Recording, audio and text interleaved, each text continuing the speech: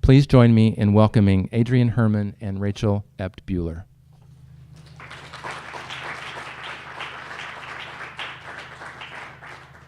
Thank you so much. It's a delight and an honor to be here. So I thought that I would discuss my work in terms of shuns, and I was telling some students recently about this idea. I don't think it's a new one, but looking at the history of art, historians and critics often look at it in terms of isms, but I think those tend to be externally applied, and I think often as artists, we identify with the shuns, our intentions, and what the goals of our work are. So a big one for me is intention, paying attention to intention.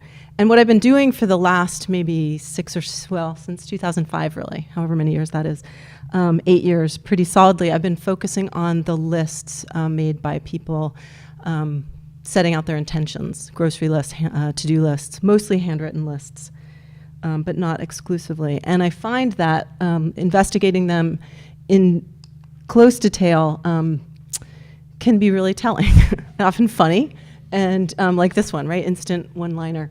So this one came to me through a conduit of barter that I've been engaging with. Some lists come to me through active solicitation, some through barter, some through gifting. A lot of them found. This one caught my eye. I love that it's the list for Sunday, and the only item on it not crossed off is gym, and that's something I can identify with.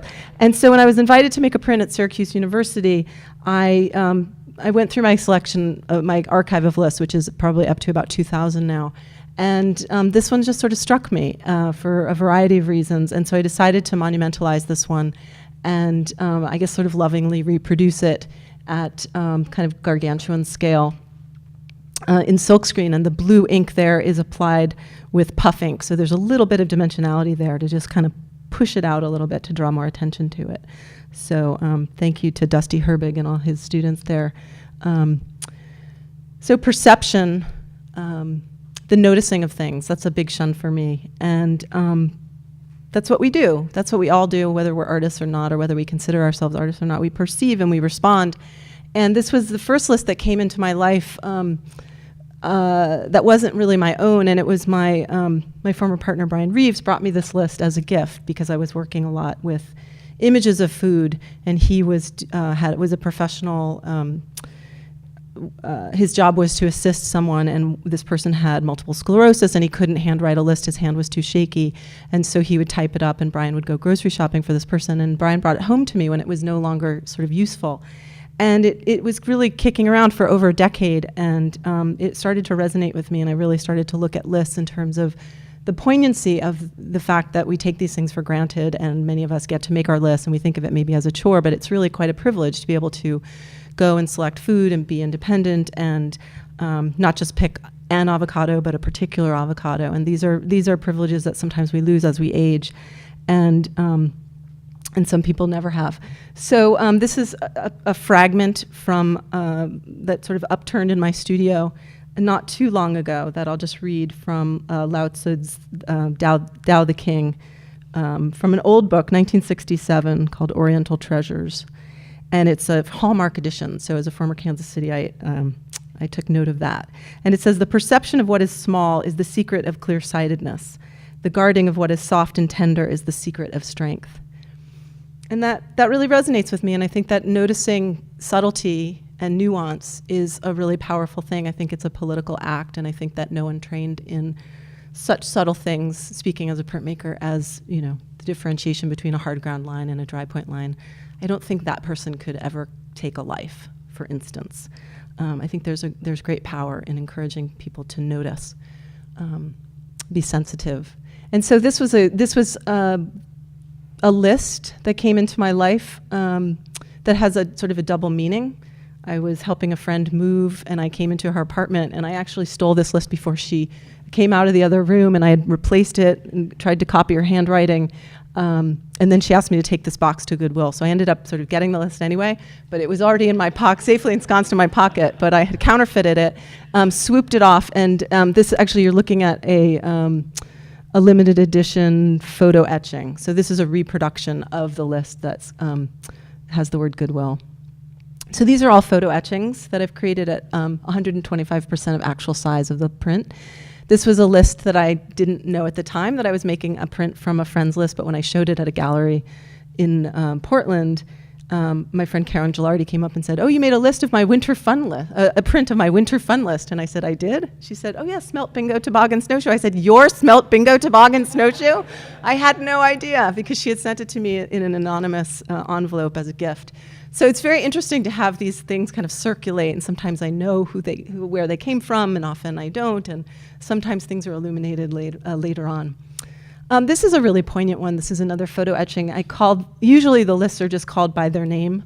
This is smelt, bingo, toboggan, snowshoe. This one is called A Good Cry. You might notice the only item not crossed off on this list is the word tissues. And it has some personal significance to me beyond maybe the ordinary. I was working on this copper plate when I got the call from my partner that our cat had gone to the vet and it didn't look good, and so I took the plate out of the acid and went to the vet, and we did have to euthanize him that night. And so the next day when I came in and looked at the plate, sort of in between buying Mylar and going to the funeral, this piece this list took on such a different tenor for me. And so tissues being the only item not crossed off. So this is in honor of Sketch, the cat. Another photo etching from a list that I found on a path in South Portland, Maine, the Greenbelt Path, where people walk and try to be healthy. It's not a particularly healthy list. It's kind of the vice list. Cigarettes, alcohol, Diet Pepsi in 2 forms, and frozen pizza. But even within the scope of it maybe not being the healthiest list, there's something really, to me, poignant about this idea of taking the time and attention to pay attention to note 12-ounce Diet Pepsi. So somebody in that milieu likes 12 ounces of Diet Pepsi and somebody else needs 2 liter. So that kind of attention to formats and preferences and tastes and flavors, I think is one of the ways that we connect with each other, to just know about each other, those kinds of things. Is my fly down? Yeah, I love this list. It's just a funny list, right? This one is it's the companion piece. So there's the indulgence list and then the asceticism list. I'll let it speak for itself. It has some backstory that I've been told maybe isn't necessary. Pardon? This one's called No Pie. Yeah. So another format that I have reconfigured these lists into is more of a one-of-a-kind realm. This is a medium I call inlaid burnishing clay, and I'll deconstruct the process. There's 3 pieces like this in the stock show. I hope some of you have had a chance to stand in front of them. This was a list that an artist named Katherine Bradford gave to me, and I think of it sort of as the quintessential Maine list. Mussels, garlic, herbs. And this list came to me anonymously. Here's the actual specimen. And here's the piece that I made at 400% of actual scale to kind of monumentalize and bring some presence to this seemingly modest document of some, I think, rather remarkable intention. It says, living within means, sell house and land, build smaller, buy smaller, sell some land, create community. Anybody here have that on your list today? Create community, earn the resources to finish house, and pay off debt. And as I was carving this, I hand carve these. I trace them, carve them, polish them. There's a lot of labor involved. So I get a lot of time to think about the content of the list. And I thought to myself, that's funny. I never put pay off debt on my list. Maybe that's why I haven't done it. And it really just occurred to me that we do need to kind of set our intention and mark those intentions, and then we get to cross them off. So instead of just paying the minimum balance, the minimum due on a credit card, it takes more than that. And it's not just about financial debt, but debts that we owe other people, and to sort of pass those things along, the gifts that we get from teachers and parents, and to sort of think about how we can function in a reciprocal manner and in symbiosis in the world. Simulation is another sort of intention of mine, another driving motivation. There's something, I guess it's just a traditional historical kind of thing for artists to copy things. And by copying, by artist copying, you might be thinking of, an artist in the Louvre with an easel. So there are these things that are culturally recognized as important or masterpieces. And I think that the lists, there's this sort of ephemera, just the stuff of life, where we lay down how we are spending our precious resources of time, energy, and attention, are worthy of study, are worthy of picking up off the ground, as long as you send them to me after you do that. This was one I found at Maine College of Art. I think it's an undergraduate in a foundation class, and it's basically the ingredients list of what makes up art. Medium, you got your mediums, you got your techniques, your subject matter, your imagery, theoretical concerns, I like that one, style, form, scale, sketches, drawings, models, and productivity, and they're all checked off. And so I decided when I was invited to, here's a detail of the actual piece, and then here's a detail of the reproduction that I did at a monumental scale here with the help of the Fresh Hot Press in Madison, Wisconsin. It was a silk screen with collograph, so I actually tried to reproduce the sort of bends and folds, if you can see that in this raking light there. But I figured, you know, as I was invited to go somewhere, and I thought, well, what list of all these lists should I pull? I thought, well, I want to make art, and if I bring this one, it's sure to be art because it'll have all the ingredients of art. And this is how it's displayed, kind of leaning on a shelf. Context is really important. I didn't officially study with Michelle Grabner, who was the reason that I had this kind of micro solo show here at the Ulrich. Way back when she created that opportunity for artists to have shows through the Suburban. But she was a visiting artist in Madison when I was in graduate school there. And she really encouraged, her critiques were really based in context, and I think that resonated with me. I think I was already thinking about it, but it really, the way that she framed it was very exciting to me. And so thinking about context and recontextualizing things, this is a decal that was from a sticky note that was placed in the laundry room of a retirement community, where I'll talk a little bit later about a show that I had. But just taking something small, like a little sticky note that says, help yourself, you know, with some leftover sandwiches here at Wellesley College. Not sure how long they've been sitting there. Don't know if it's such a great idea, but, you know, help yourself. And this was another one that I kind of counterfeited and took. This is a list actually from a family member. So some of these things, again, have a lot of personal connection and some of them don't. But I do actually think that I'm trying to either create a personal connection or I feel one. I think I generally feel connected with people through just studying what they're trying to do with their time. But with this idea of appropriation and representation, I just thought I'd quickly show you some older work that was very collage-based. This is called Ah, Sweet Speed. This is called Bowling for Jelly. This is really me learning Photoshop and getting excited about layers. This is called Premier Parfait. It's based on a story about my grandmother coming to this country and being fed Jell-O while she was quarantined with the other immigrants, and they didn't know what to do with it. She said everybody just played with it. It looked like a toy. This one's called Useful Acts. And this one is called Division of Labor. And this is the first instance of my using a grocery list, actually, and a receipt down the right that I found in my mom's house. So this was a very old receipt coming from our family. There's wonderful prices on it, like 7 cents. So it's about a 40-year-old grocery list, and then, a receipt, and then this grocery list that came from a time when I was moonlighting as a cake decorator in Kansas City. Which is also where this piece was recontextualized or contextualized, the eye candy sampler. So I had a site-specific temporary public art commission from the Avenue of the Arts in Kansas City. It's a very exciting opportunity.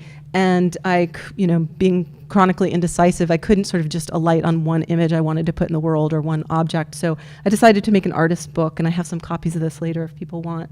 It's called the Eye Candy Sampler, and it was distributed through these honor boxes here on the left. And I tried to both, I think, kind of camouflage it and help it stand out by, you know, the printer's finger that draws attention to it. It was the only orange box. I didn't see any other orange boxes in Kansas City at that time, but I also kind of wanted it to blend in and merge. So underneath the sheet of stamps, they're lickable stickable stamps, perforated sheet of stamps, are collected stories about food that I gathered from writers. and the introductory essay of mine at the top. So this idea of collecting from other people and that informing my practice goes back pretty far. That was a piece from 2000. Also looking at consumption on a broad range of kinds of consumption. This returns shirt sticky note I found in my friend May Tavate's studio in Kansas City. It just sort of struck my fancy. I asked her if I could have it. She said yes. And then she said, I need to return that shirt. So that was great. She got her reminder, and I got my fabulous sticky note, and I was able to make this rather small piece because it's 400%, but it's one of those mini stickies. I'm interested in the single item list as a phenomenon, when one item is so important that it warrants its own list. And then some other work related to consumption. Again, in Kansas City, I was moonlighting as a cake decorator because they had this amazing inkjet printer that printed on cakes and cookies, and I learned about this through one of my students. And so that was one of those examples where my teaching, my day job, so to speak, helped me get a night job that helped me with my, I guess, sort of, third job of being an artist. And these were pretty exciting to make because they were multiples. I was scanning things that were either one of a kind or limited edition, but I could scan them and I could make them very accessible in terms of pricing, ranging from free to, $1 or $2 or whatever it cost me to print them and then buy them with my no customer discount or no employee discount there at the store that shall remain unnamed. This was a cake that I made.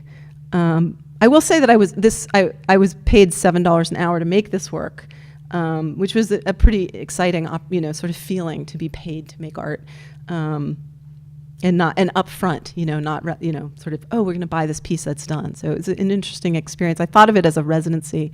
I was there for a year, accessing this sweet art machine. And here's an example of a Intaglio Monoprint with Chincolé on the left called Home is Where You Wear Your Slippers. And then you can see that's been scanned and output as one of the cookies on the left there. So it was filleted, so to speak, as my mother would say. But this idea of edible or ephemeral work is very interesting to me. It's kind of self-sabotage, really, in a certain sense. And, it's not so popular with the galleries or the museums. Sometimes there's issues of vermin and such. But, this idea of bringing art or bringing an image into yourself, how can you do that in a full way, a full-bodied way? Eating. We sort of move through the world consuming with our eyes and consuming with our mouth and, certainly our fingers and lots of other things.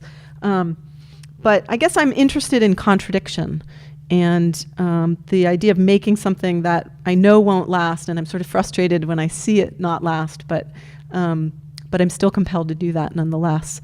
And this was a series called Gum Care, and I did some woodcuts and then handmade chewing gum from chicle and food coloring and confectioner's sugar and corn syrup, and then rolled it first through a press, and that was way too much pressure. And then I started using a rolling pin, rolling the slabs of gum, and then I would sort of dust it with cornstarch. So it was kind of like wiping an intaglio plate. So there are a lot of these sort of printmaking processes infused into things that don't necessarily look like a print, but this is, I guess, a kind of a blind embossment dusted with cornstarch.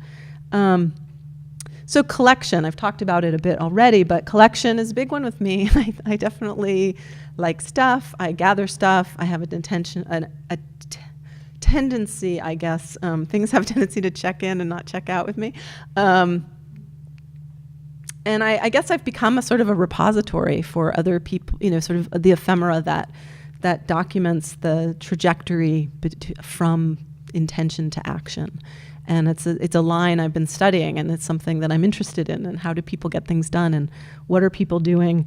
As I move forward with this project, it's becoming more and more formal, more and more painterly for me. This is the penultimate installation I've done. This was at the Kansas City Jewish Museum of Contemporary Art. And as you can see, it's quite colorful, and the more lists I get, the more selective I can be, and I can start seeing them, sort of, there's this kind of Joseph Albers or Piet Mondrian experience of, I have so many good lists now that I don't even, I just cordon them off, really good ones, and then I sort of compose it, and it becomes a really satisfying, almost like flavorful experience. You know, we associate colors and flavors. There's a reason that lifesavers are dyed, and you know, we think, you know, you sort of feel lime when you see green. So I kind of have this experience of sort of sucking on hard candy when I look at these things. So I'm interested in the things we collect consciously, like books on a bookshelf. I did a project called Plunder the Influence. You can find this on my website. And if you just click on Plunder the Influence, you can go through about almost 200 people who influenced me and informed me in some way. I asked them to photograph their bookshelves and also write about how books had influenced them, and you know, the one that got away, and this sort of thing. And again, I think similar to the list, the handwritten list, which is a little bit of an endangered species right now, or maybe a lot. It's debatable, but a lot of people are going digital on the list making. Similar with books. You know, how much longer are we going to have a big bookshelf? Or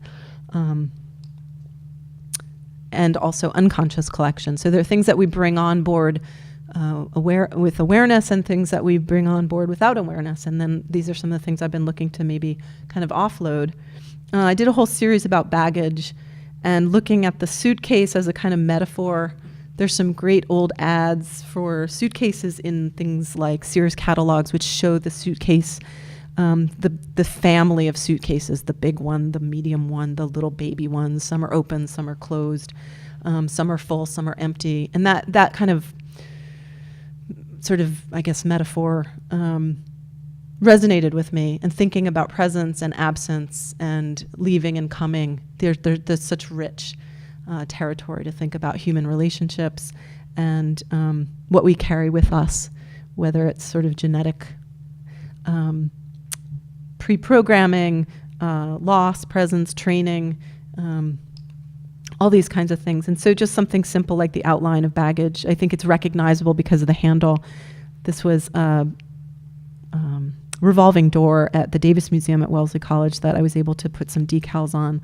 And just sort of think about like rituals that we might use, or processes, or portals that we can walk through to kind of, you know, sort of, it's almost like a car wash. You know, it's like, what would a car wash for people be like? Or what would a car wash for personal baggage be like? And these are, you know, that's actually kind of how I've been using my work a little bit, is consciously trying to offload certain kinds of, I don't know, just everything from an annoyance to a full-fledged resentment, grudge. And I definitely have to admit that I had some feelings about this first grade teacher. This is me as my first grade teacher, Miss Hildred. Here I am burnishing this final decal. Miss Hildred kind of pissed me off in 1973. I was 7. I turned in my math homework, I think, in fairly good faith, and her response was, "Very poor, dirty work, Adriane." And I don't think teachers write or speak this way anymore. I think it's actually illegal. But I do enjoy my phonetic response there. Stupid, Miss Hildred. It says stupid. It doesn't say stooped. You know, she didn't have any kind of scoliosis or anything. But I guess, you know, what I sometimes say about this piece is I was undaunted by her critique, but I really wasn't. I mean, I think I took on this kind of idea that I'm dirty or non-performing or messy or slobby, which in a certain sense I am. But it was always sort of like a criticism instead of a neutral observation. And so what I look at this and I see really is kind of a sad, burgeoning perfectionism of like doing the work and then crossing it out in black marks. You know, I wasn't really studying Franz Klein as I'd like you all to think. And I would have rather maybe Miss Hildred was like, "Hey, what's going on? Let's talk about this. Try again," you know, instead of "very poor, dirty work." But, you know, that just wasn't her teaching style. So I tried to let go of that. And in my own teaching style now, I feel like I'm trying to, you know, be the Miss Hildred I wish that she had been.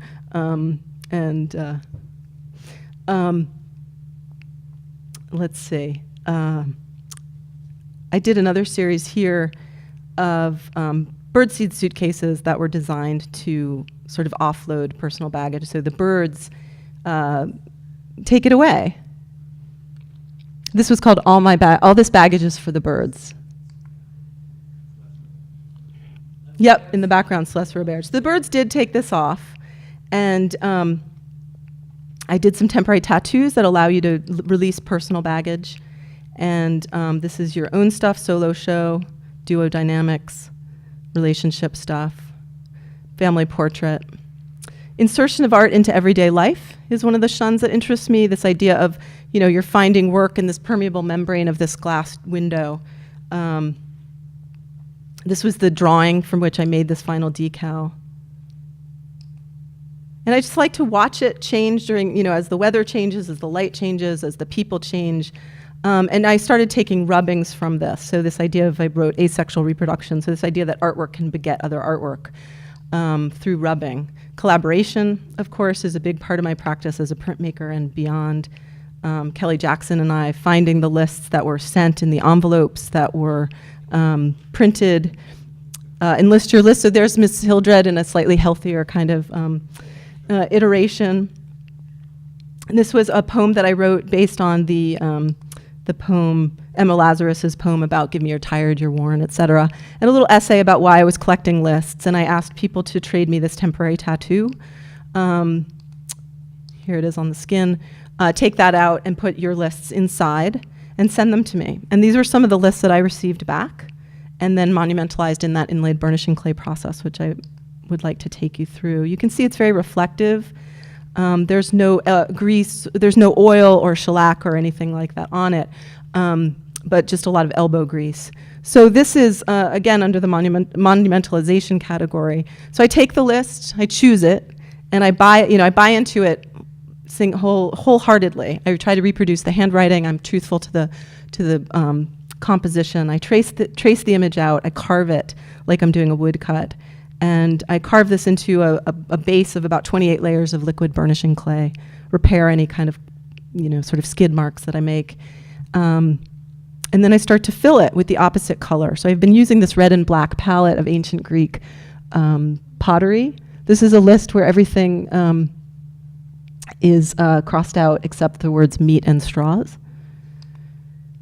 And now I'm going to sand back. So it's an additive and reductive and then additive and reductive process. So here I am late at night working outside and sanding and polishing, and it's a process of almost like archaeological dig and rediscovery of the list. This is soup, popcorn, combos, jelly beans, and its final state there. And another one where you can see 4 different states of banana, eggs, cookies, bread.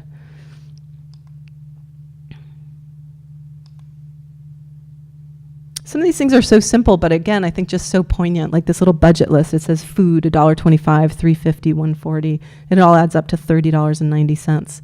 So just that, again, that attention to what you're spending, living within one's means, being mindful, whether it's, you know, whether it's your scale of budget or not, or whether it's your issue or not. I think it's just kind of moving to see how people are trying to organize themselves, failing, succeeding, the little scraps, you know, just this kind of documentation of this not being, you know, stationary, and it's just a little fragmentary piece.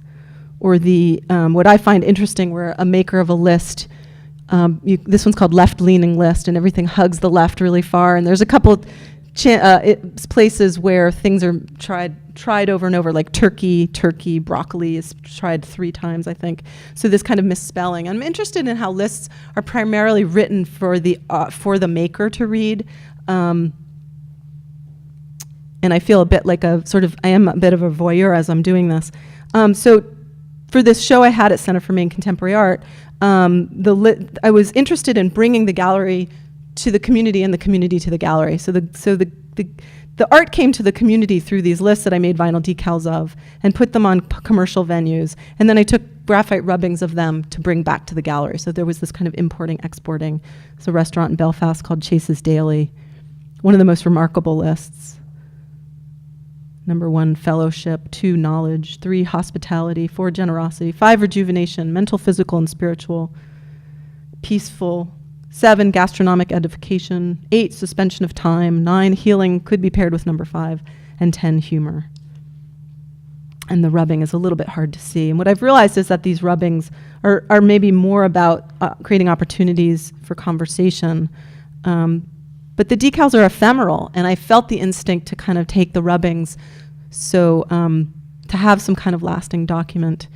So I think of myself not only making public art, but as a public artist and somebody who's working in the public realm. And it's interesting to just kind of note where people interact with me and don't interact with me, and we'll talk more about that in a bit. I'm just going to quickly click through some of these opportunities I had to put these brightly colored decals on places like Zoot Coffee, and then watch. I love to watch people look at the work and see what they find in it. This is a piece called No Joy. Has the word joy and it's crossed out, which I assume is the dish detergent, but it has a little bit of an edge to it. So taking these rubbings at night with my mobile rubbing studio, and I'm working with Japanese paper and glassine and rain, and having to ask the help of strangers and passersby. So I did unexpectedly get many, many lists. You'll see the in the corner there is the empty envelopes, and I did end up hanging up a lot of the lists. That was unexpected, and the artwork was all upstairs. But I was fascinated to watch the contortions that people would sort of subject themselves to look at these things. And we just don't have time to look at them all, but some of them have great items like mail Adriane lists. That's one of my favorite. But I noticed that this became sort of like a spectator sport, like these 4 people started looking at these lists, and this is the list they're looking at in that image. It's a very fragmentary piece. This was made into a silk screen at the University of Northern Iowa. But it's called Passion Aggression, and it says 1, clean your room, 2, read for 30 minutes, 3, practice your piano for 30 minutes. If you were not doing this, Becca will call me at work to tell me, have a great day, love, Mom. This is one of the sort of crowning jewels in my collection. It's a breakup list. Obviously, when you read the first item, it says, get comfortable with the notion that he will never call. And write endless emails. Address all issues that he brought up. Imagine he is obliterated. And then the last 3 items, remember suffering and change are certain, rearrange paradigm, and eat more ice cream. And this ended up as one of the key pieces in a piece I did a couple years ago for a show called Space Invaders. And I was invited as a kind of personal space invader. Coping Mechanics is the title of it. And I think of that's what we all are. We're coping mechanics. We've got our little jumpsuits on, and some of us have more grease on them than others. But I chose, I think it's 9 of my most kind of psychologically charged lists, and photographed them on the wall where they would be in that gallery, which is a gallery called Rose Contemporary in Portland. And then I made the print, mounted it unframed, and put it right back there on the wall. So the hope was a kind of seamlessness. And I'm just going to, I think, wind up here with just showing you a portfolio that I created called Sticky Situations. So again, the investigation continues, all these different formats of prints, and Sticky Situations refers to the content of sticky notes and how often they're kind of urgent and a little bit sinister. Things like not working, or don't flosh, love Esme. No TP, that can be alarming. No lights until Tuesday morning. So what I'm thinking about right now is limitation and possibility, and how that might seem like a limitation, no lights until Tuesday morning, but where the possibilities might lie.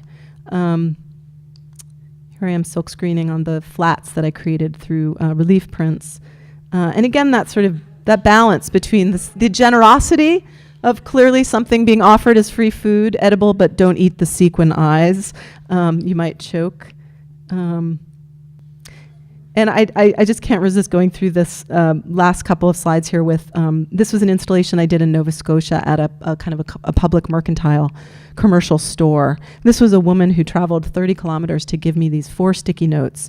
One of them being this one. It says memory loss, kale, blueberries, beets, avocados, etc. So it's a list of foods that you would use to fight memory loss. And then this one it says, there's another one she gave me called menopause. It's sort of, and she handed it to me, and she had a tear in her eye, and she sort of folded my hand around it. And so I'm just really grateful for the lists that have come into my life, the ones that got away, like this one. Leonie wouldn't give me her list. It says candy on it. She's got a fistful of candy and a list that says candy. But the opportunity to kind of reflect these back to an audience and enjoy other people enjoying them as much as I do is really quite edifying.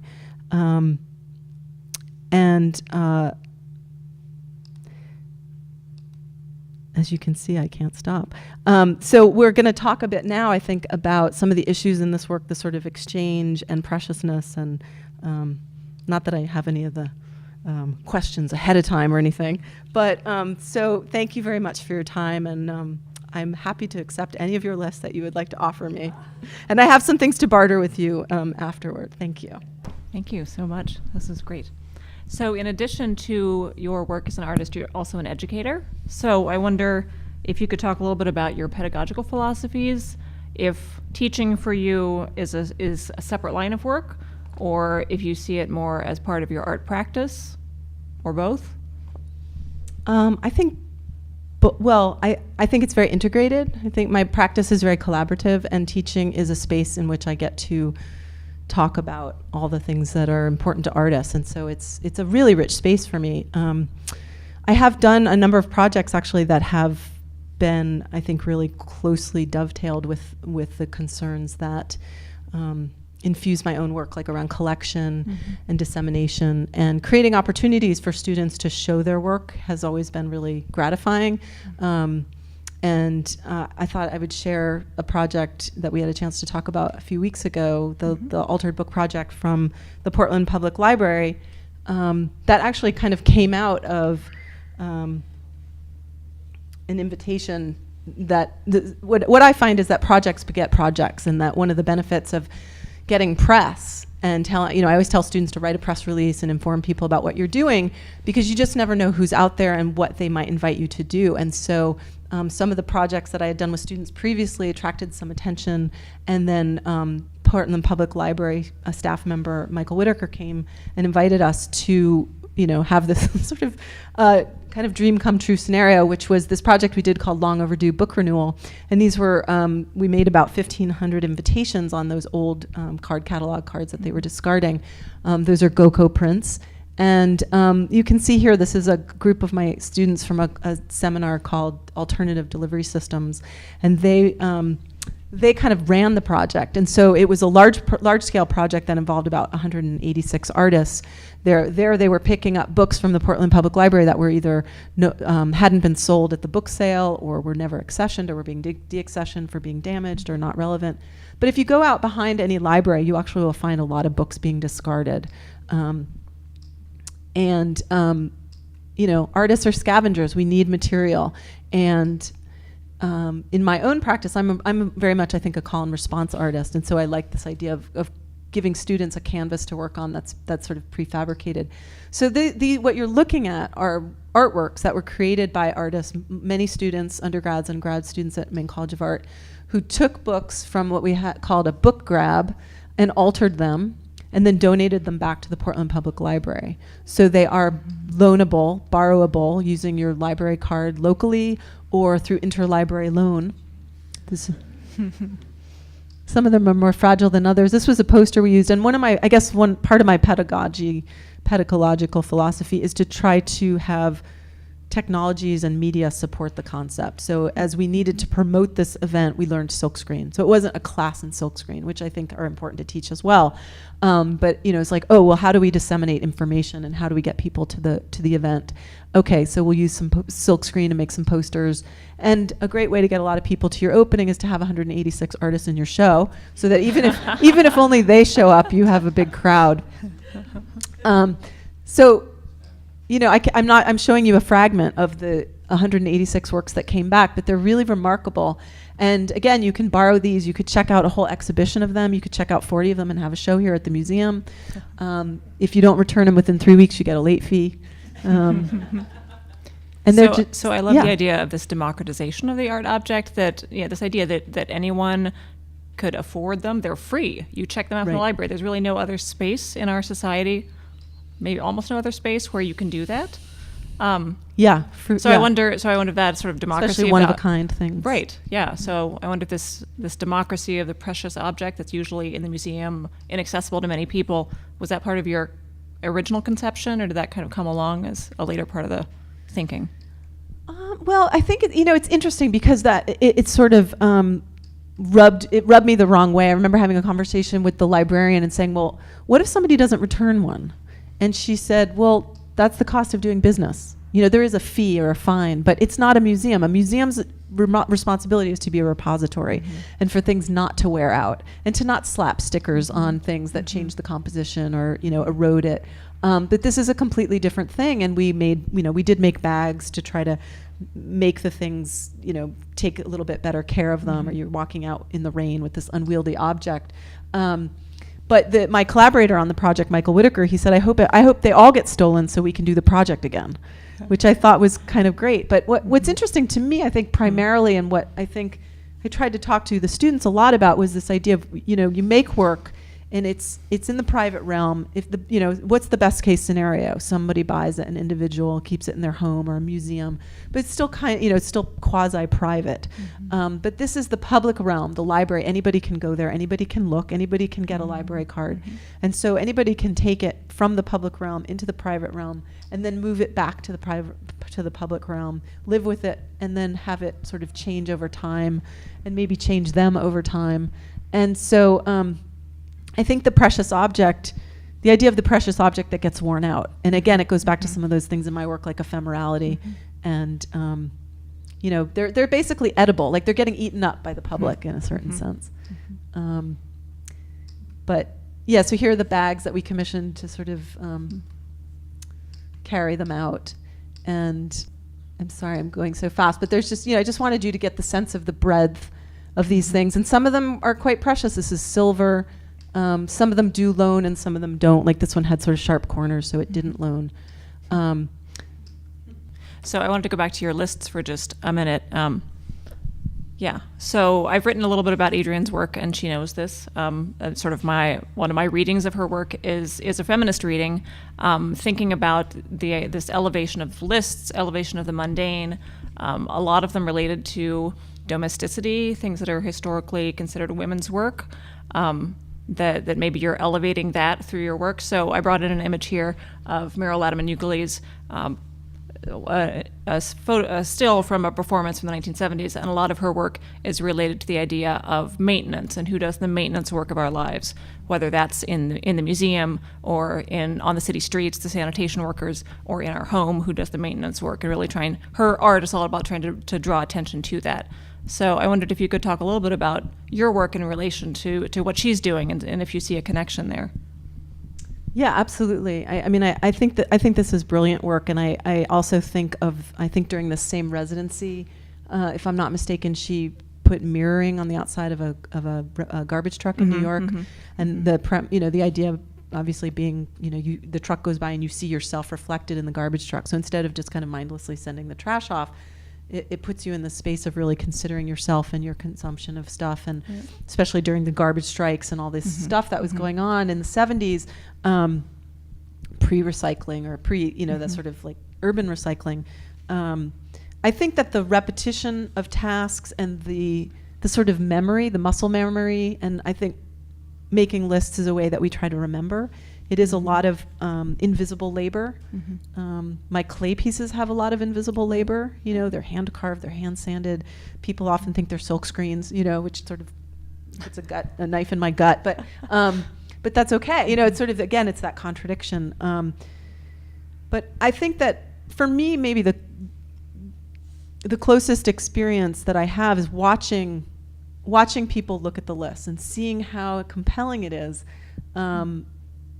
For me to just simply deliver your lives back to you, or our lives back to us, and to put up those walls, which I don't know if I mentioned, are called the wall of intention. The way that people can stand there for a long time and sort of read them out loud to each other, sort of laugh and be moved. It's just the stuff of life, quote unquote. It is the stuff of life, which is all we have.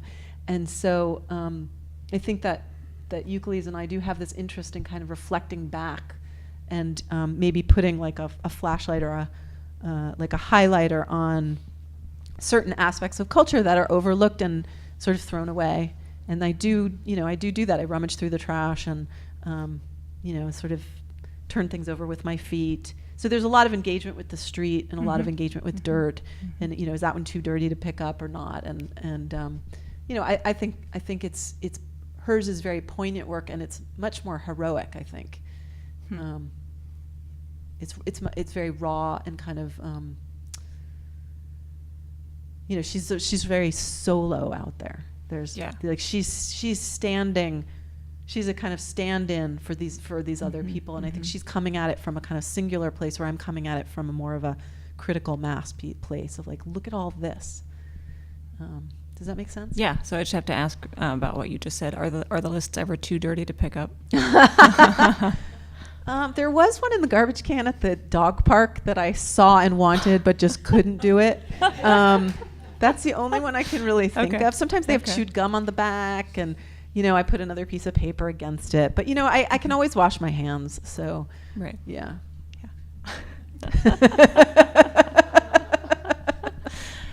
So I wanted to bring in one other artist that maybe relates to your work or maybe doesn't. So the lists are documenting daily activities. And somebody else who does this is Kawara, is a Japanese conceptual artist, and he has these ongoing series. He has a series of date paintings where he's painting the date, not every day, but has been doing it for many, many years. And then there's also these are a series of postcards that from wherever he is in the world, he is documenting what time he got up and then sending them to people. And so it's a documentation of daily life, daily activity. And I wonder, is it similar in some way to your work, or do you see it fairly differently?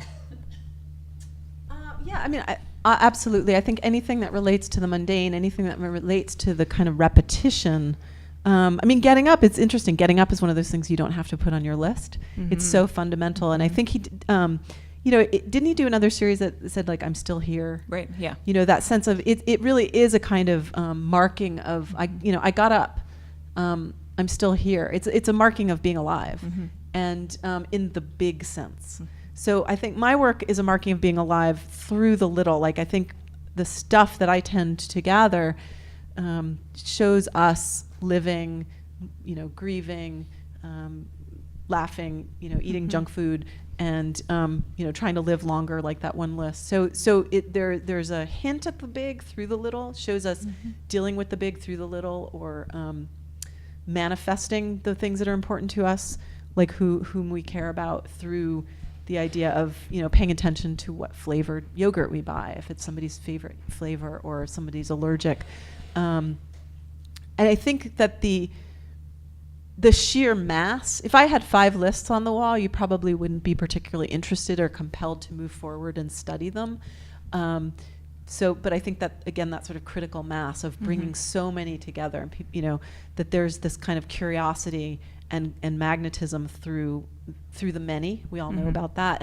And what I was thinking about this work is that I've been thinking, I think a lot about what's interesting. You know, we're all compelled as artists by what interests us, and what interests us about this work, I think, waxes and wanes. And it's an interesting idea, maybe, to make these postcards for a week, right? Like, oh yeah, he did it for a week, and then you find out maybe he did it for a month. Like, oh wow, and then he did it for 3 months. And then he did it for a year, and you start to think, doesn't he have any other ideas? And then he does it for 5 years, and you kind of go back, you know, it's like the novelty's worn off, and then you're like, wow, he's really committed to this. And then, you know, 10 years, and then 20 starts to get awards, and 40 years he gets the MacArthur Award. You know, it's sort of, so I'm interested in how we do something repetitively, and sometimes we get rewarded for it. Sometimes we get criticized. Sometimes we get, you know, sort of interest from other people, and how that cycle of boredom, that to have to work through boredom, or to work through something not seeming interesting anymore. There's that seminal question of, when do you move on? And when you set up a project like this, or especially about like the one about I'm Still Here, it's sort of like, you know, the project is incomplete until you die. So there's this kind of level of commitment that I really respect. But I think that in general, commitment, you know, being committed to something, whatever it is garners respect. So that waxing and waning of interest and boredom and interest again. I mean, first you started out talking about it in terms of the viewer, the audience, but then it morphed into also as an artist. So is that something that you experience, that an idea, and how do you work through it, and am I starting to get bored with it, or? Yeah, that's really interesting because people often do ask me, "Oh, are you still collecting lists?" And I'm almost offended. Like, of course I am. You know, what do you got? And then I realize, well, I have so many now that I am a little more of a, I guess, cautious consumer, or I don't pick up everything. If someone gives me something, I definitely keep it. I mean, that's such a gesture. Sometimes I pick up things and I discard them later, but I remain compelled by this project. I cannot imagine ever not being compelled by the stuff of life. Yeah.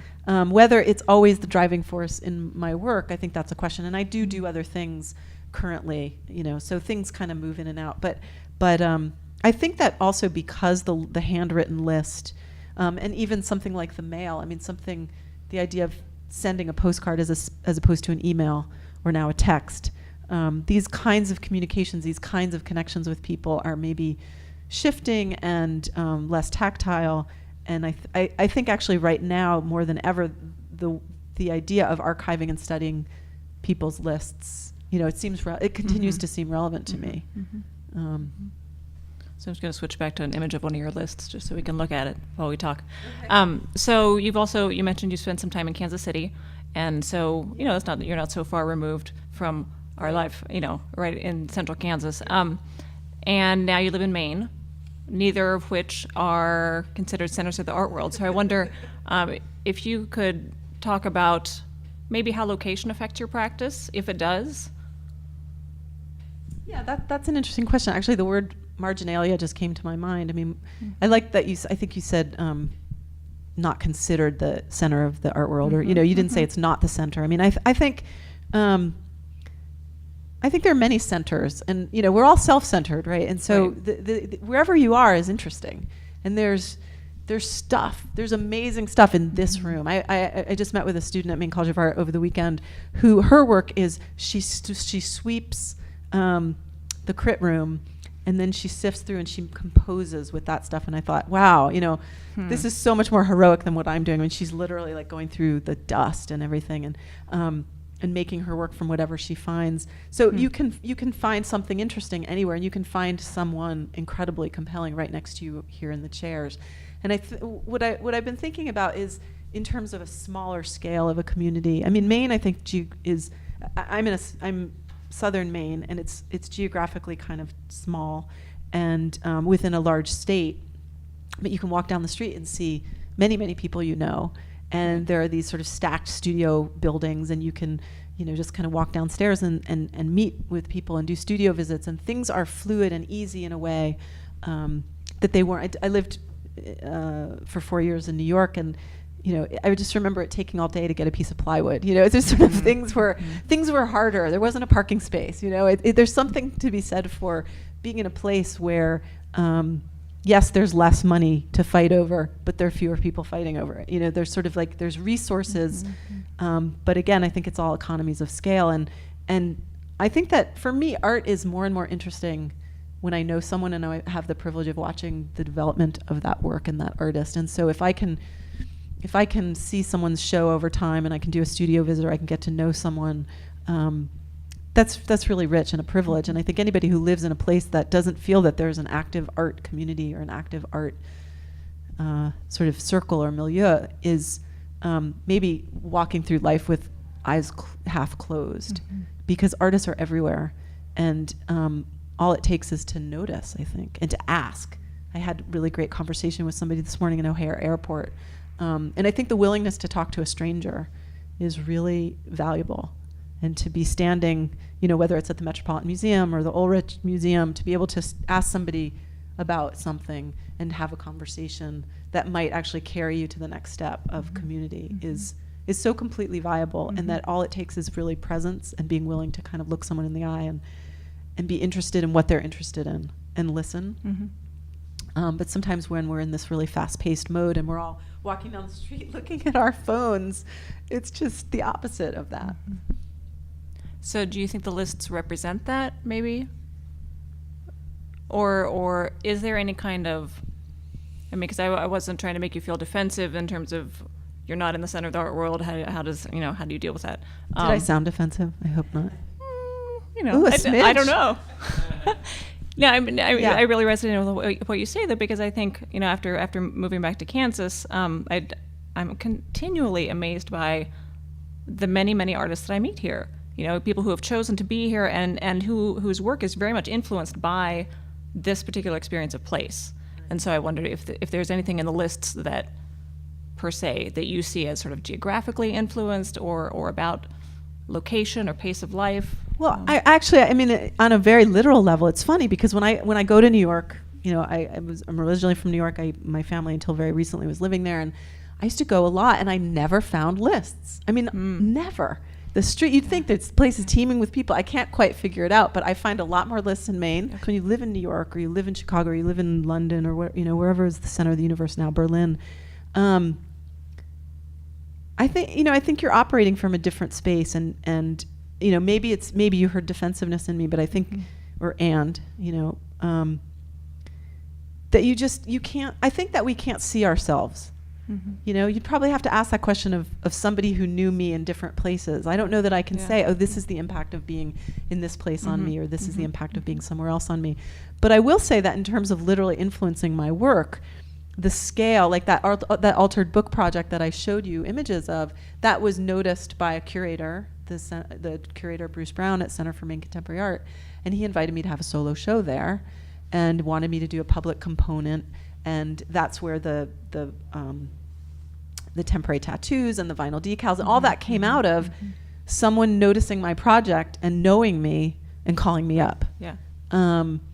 And I might have been one on a much longer list in a bigger city, or he might not have noticed the project, or so I think, it's that whole big fish in a small pond kind of thing. But I don't know. Did that answer the question at all? I think so. Yeah. So I do want to leave a little bit of time for audience Q&A if there are people in the audience who have questions. But I just wanted to finish up here. So we had Adriane and I had a number of back and forth email discussions of what we're going to talk about. And one thing you said that really struck me by email was that you said, these days I see conversation as fundamental to my practice. So conversation being part of your practice. I wondered if you could explain what you mean by that. Yeah, I noticed this when I was in Kansas City, Overland Park, Kansas, I think it's in 2011. I had, this was the project that I did at the Kansas City Jewish Museum of Contemporary Art, which, has anybody been there? It's inside Village Shalom.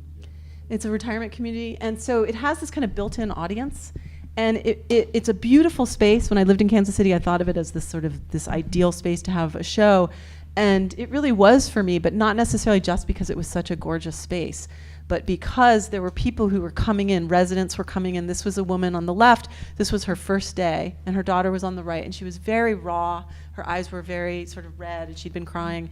And she came up to the curator, and she thanked him and said, this, not meaning my show, but this in general, the fact that there was an art gallery in this space, she said, this makes this bearable. That it's not just, quote unquote, just, that certain retirement not every retirement community has a beautiful art gallery in it.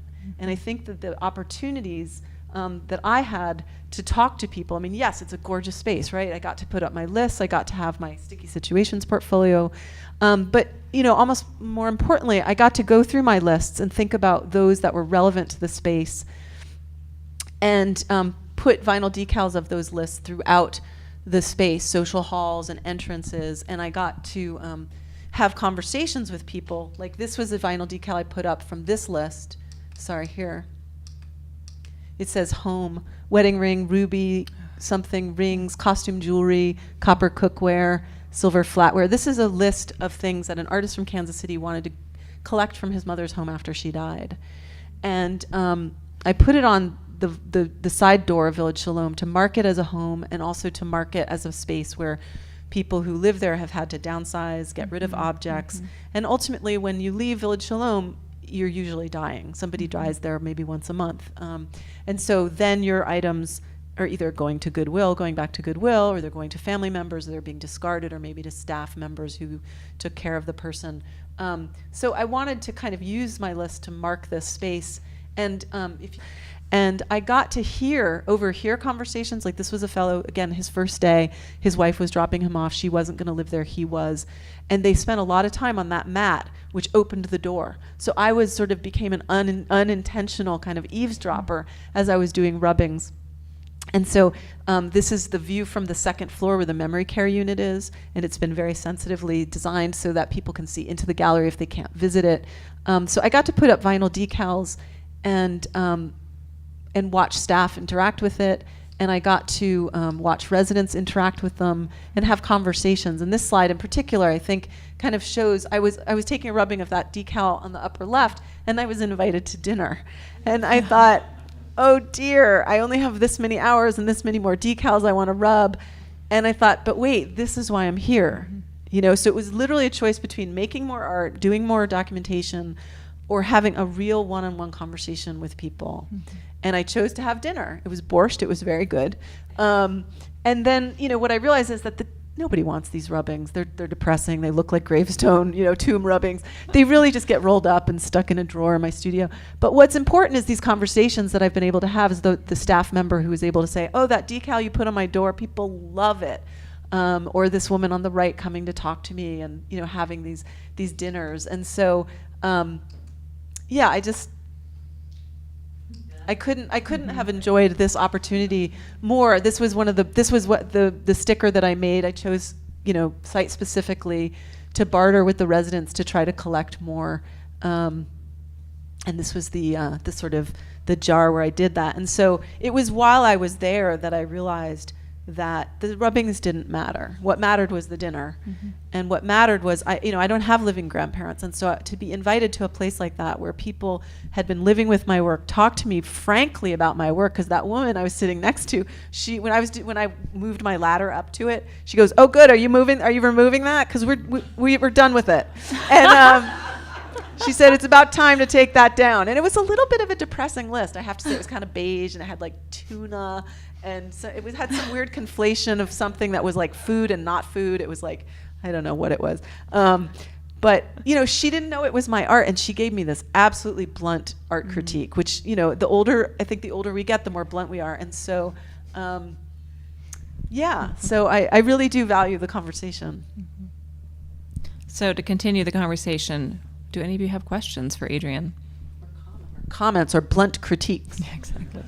For old time's sake, having been familiar with your work before, but now haven't heard you speak about it in depth like this, but I was thinking, have you ever spoken about the lists in terms of portraiture, either self-portraiture, because they're that to a degree, right? And they're also portraiture in the way that I was catching myself engaging them, trying to parse these people out much more fully. There's something there that maybe isn't in a standard portrait or not, and I just wondered if you could speak about that a little bit. But it makes me think of other work in the stock show, because there's somebody, now I can't think of the artist's name, but who's doing that of using lists and then creating these characters based on what they think the list, who might have made this list. There's a great one of a list on a little box of matches or a little book of matches, and so that's what it makes me think of. I mean, I think it's to me, the word that comes to mind is maybe profiling. This idea of like profiling the person, and it's not as much, I think, the individual as it is the type, the archetype, or the person. My mother-in-law makes that kind of list, or there's this kind of a certain kind of list, a certain kind of orderly handwriting or chaotic handwriting, or what I think, and I don't think I mentioned this, so this is helpful to have this question elicited, but I think that one of the key things about these lists is that they're intimate, but they're anonymous. I mean, I know some of the sources, and some of these are even my lists, and that sort of thing. This is a piece called Dually Noted that Brian Reeves and I made together, D-U-A-L-L-Y, where we went through my entire collection and we pulled a certain number, and then we created it together and wove it together from 9 photos, and then made wallpaper from it. And then I watched people have conversations and sort of look at this, even or look at the coping mechanics. And it's fascinating to kind of listen to people, especially therapists. I hear a lot of therapists have these really interesting conversations because they can. It's sort of like, what's the word?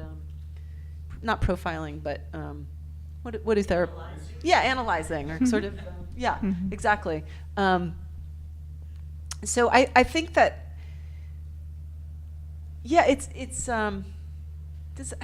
what language would you use? It's like a portrait of a non-specific individual. It's maybe a cultural portrait.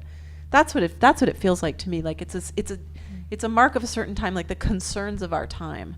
That things like water, like I have lists that say water. People didn't used to buy water, but we do that now. So it's sort of, and maybe at a certain time later we won't. So there's this, I think there's a cultural specificity, I think there's a time specificity, but as well as all the other things about sort of your intention and your priorities and your, I have to say that the Bud Light frozen pizza, 2 types of Diet Pepsi. Marlboro Lights, Diet Pepsi, that one concerns me, but again, not necessarily about that individual, but more culturally. I think about what we're eating, what we're literally building ourselves of, and how I notice that the more I pay attention to kind of just getting protein in my life, or sort of getting nice fresh eggs from a farm and cooking them and eating them on a certain routine basis, as opposed to whatever that person was eating. These are just these basic kinds of things that I think that somehow for some of us got kind of lost and not unrelated. I mean, if you look through this catalog, the imagery, the advertisement, the idea of what's actually considered food. I was in the airport this morning in Chicago. I think I even maybe sent Amy a text. I saw this beautiful, beautiful photograph of these candies, and I was so drawn to them, and I was thinking, it's beautiful, but it's not food. And so just, I guess, that is a concern of mine. And I think that I've come to even, I think, some of my own better care for myself by looking at what other people are putting on their list. And I just have to say, I had this really beautiful moment in a grocery store in Portland once when this child and mother were interacting, and the child was saying, held something up. He said, "Can we get this?" And the mother said, "It's not on the list." And I thought, what a great answer. It's not a no, it's not no. It's just, it's not on the list. So it sort of says, let's back this up to be a conversation. So at home, we sit together and we make a list and we think about, what do we need? And how much of it? Do we already have this? What's balanced? And, let's have something for a special occasion, but not to be sort of just buffeted by the bright colors or what's on the end cap, or, sort of, and it goes back again to intentionality, to being thoughtful and paying attention to what we're doing, what we're drinking, and and this also goes back to one of your other lists about living within your means. Right. If that making of the list is an economic issue, it's only on the list if we can afford these things, and the brightly colored candy is out of reach. Right, and except for that woman Leonie, it's not on your list. But it's interesting because what I said in the beginning about our resources being time, energy, and attention.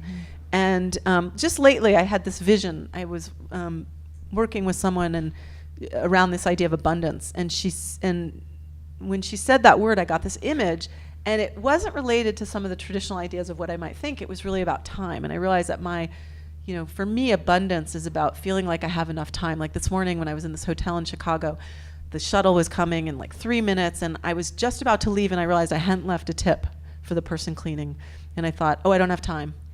I would have had to put my stuff down, get my wallet out, and I thought, I don't have time. I don't have enough time to acknowledge the work of this person. I'm so comfortable here. I thought, I have time. If I start my day off thinking, I don't have enough time, then I'm really in trouble, And so I just thought, how long is this really going to take? And I took out some money and I put it down, and I thought, it's that whole kind of pass it on thing that if I feel I have enough time to engage and recognize, then maybe someone has enough time to look at my work and acknowledge my work, because I rely on that. If you weren't here to listen to me, I'd be talking to myself, To me, right.